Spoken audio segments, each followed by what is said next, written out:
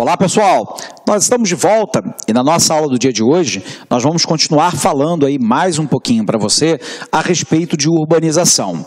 E agora nós queremos entender com você um fenômeno que nós chamamos de metropolização e desmetropolização. Tudo bem? Bom, a gente aprendeu em aula passada que metropolização acontece quando eu tenho uma cidade principal, normalmente uma metrópole, que, portanto, se apresenta com uma forte importância política, econômica, sociocultural e uma diversidade na oferta de bens e serviços significativa, que é circundada por uma série de cidades de menor importância nos critérios estabelecidos e também de menor diversidade na oferta de bens e serviços, que atuam como cidades satélites dentro desse processo. Bom, esse processo, né, de metropolização, é preciso que a gente entenda quais são as suas causas e quais são as suas consequências. Então, vamos lá para o nosso quadro para a gente poder falar um pouquinho a respeito disso, ok? Então, nós vamos falar agora a respeito de metropolização. Metropolização é o processo de formação de metrópoles. Então, processo de formação de metrópoles. E aí a pergunta é, né? O que de alguma forma, né, incentivou ou ajudou a criar esse processo de metropolização, né? Um dos primeiros elementos, né, fora lá, então vamos colocar aqui os fatores, né? Um dos primeiros elementos foi lá a concentração de atividades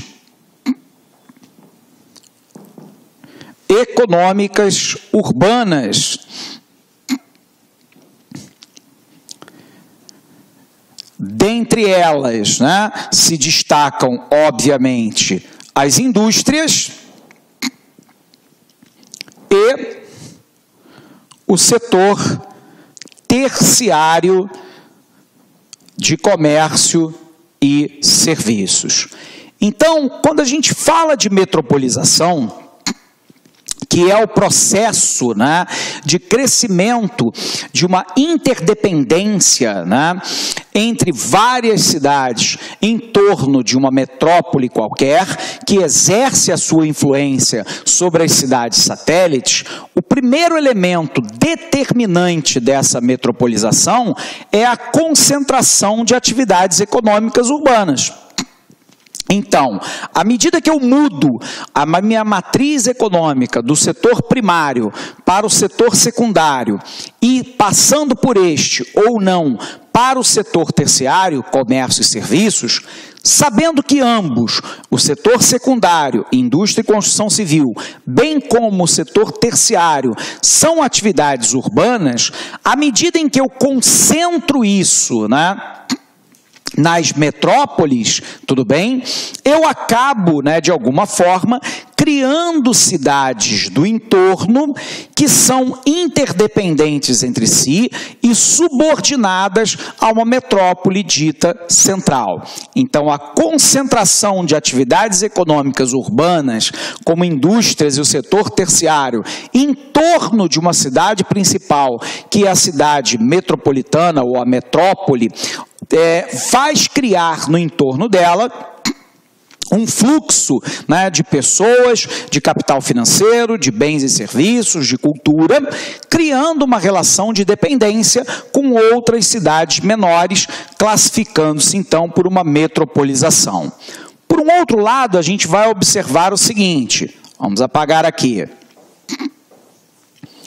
Quais são os outros fatores determinantes dessa metropolização? É que a metrópole concentra, via de regra, emprego, renda, acesso à cultura / educação, concentra na melhor infraestrutura básica e produtiva,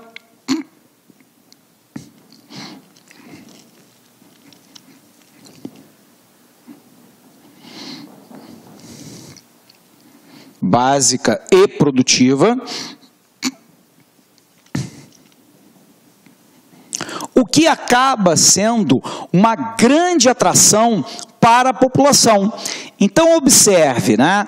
Se em torno dos centros metropolitanos eu encontro, por exemplo, emprego, eu encontro renda, o acesso, né, à cultura e à educação, se eu encontro uma melhor infraestrutura básica e produtiva, naturalmente ocorre a concentração, né, tanto de empresas quanto de pessoas dentro dessa zona metropolitana.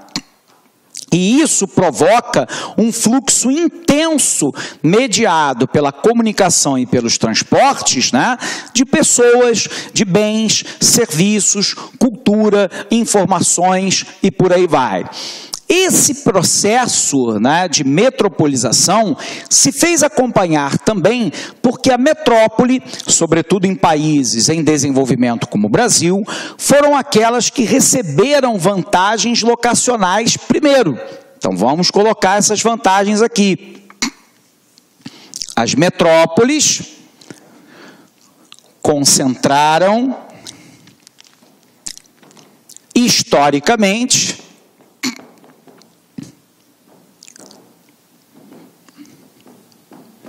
primeiro, né, o acesso a transporte, por um outro lado, o acesso à comunicação, à eletrificação, muitas vezes ao setor portuário, completando-se a isso, né, ao capital financeiro, etc.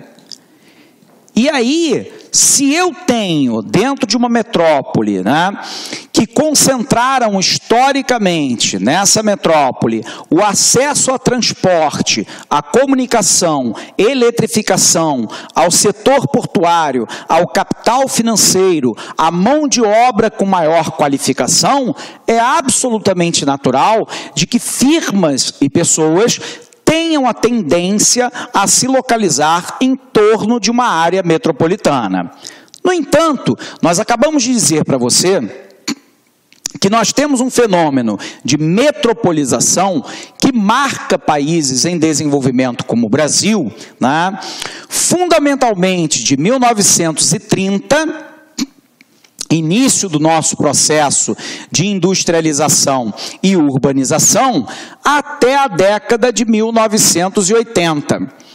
A partir do qual, e esse fenômeno vem crescendo no momento atual, um processo de desmetropolização.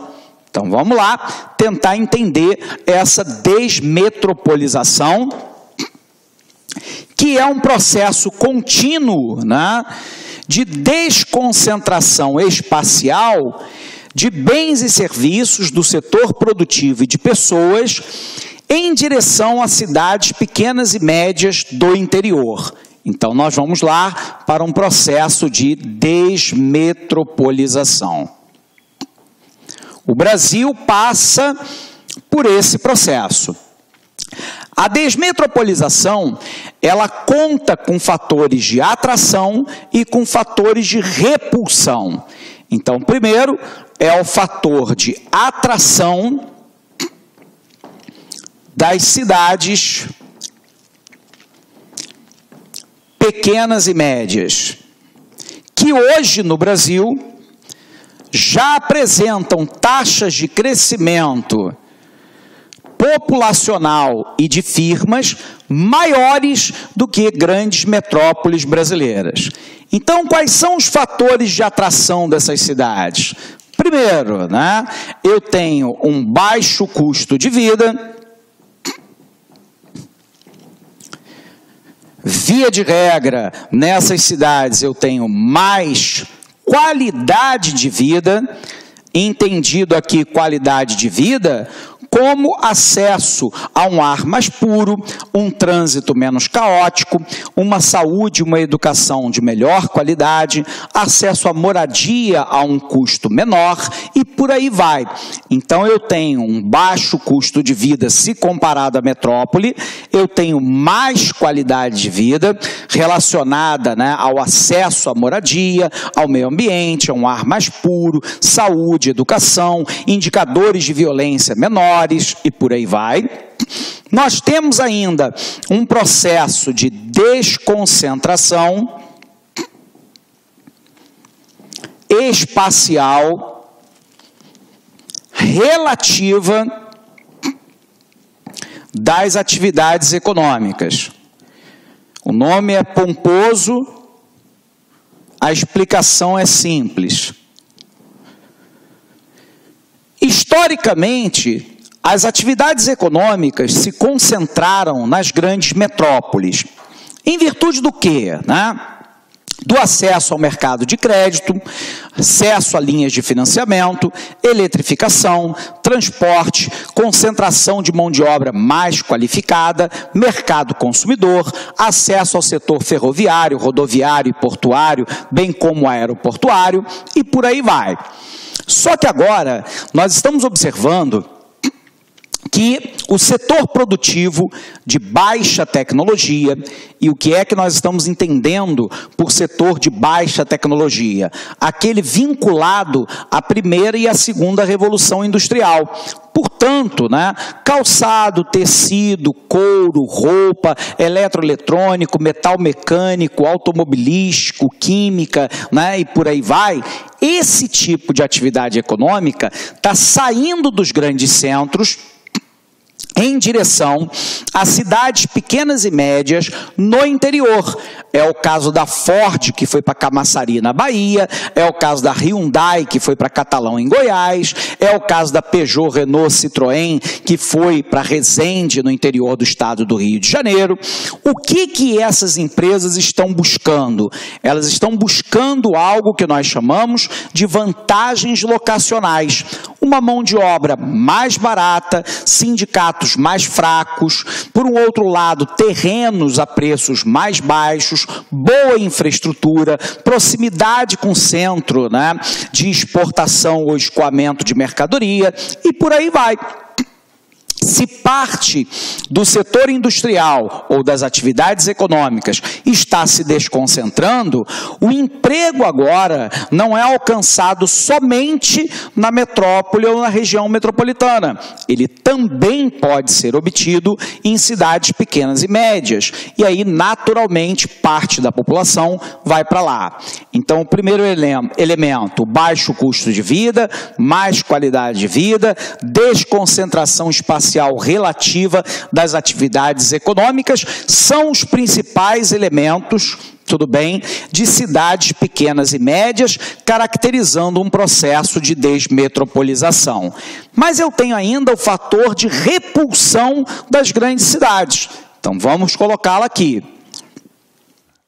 Gostou da aula do professor? Quer continuar assistindo essa super aula? Aliás, quer fazer o nosso curso completaço para o processo seletivo do IBGE 2016? Então, meus amigos, minhas amigas, acesse aí o lacconcurso.com.br, nosso curso, atenção, completaço, processo seletivo do IBGE 2016, por apenas aí R$100, valor promocional, 90 dias de acesso. Tenho certeza que dá tempo de você assistir 2 vezes o curso completo. Se você assistir o curso completaço 2 vezes, papo sério com vocês, lá no dia da prova, no dia 4 de setembro, você estará muito competitivo. Tá certo, meus amigos? Já ia esquecendo, você quer baixar o material dessa videoaula? Então clica aqui embaixo e pode baixar esse material, cortesia do LAC Concursos. Espero você, um forte abraço, tchau, tchau. Clique LAC.